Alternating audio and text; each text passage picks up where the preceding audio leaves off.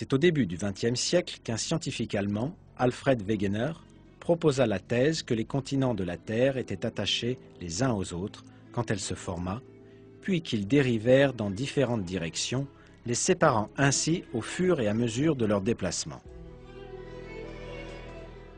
Cette théorie de Wegener a été prouvée dans les années 1980.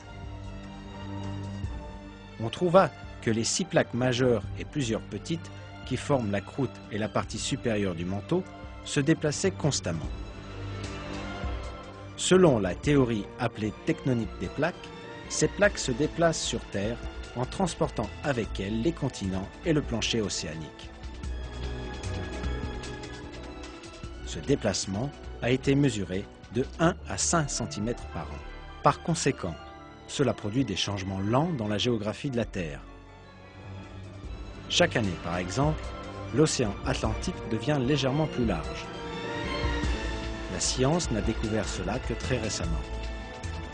Le fait que cela a été révélé il y a 14 siècles dans le Coran est sans aucun doute un autre de ces miracles.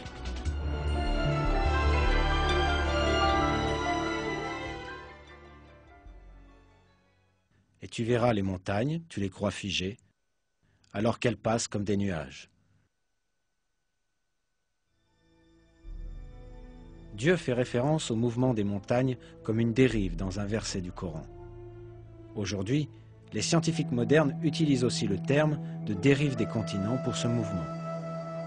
C'est sans aucun doute un grand miracle que ce fait scientifique ait été révélé au 7e siècle, quand les conceptions de la nature de l'univers étaient fondées sur les superstitions et les mythes. C'est une autre preuve très importante montrant que le Coran est la parole de Dieu.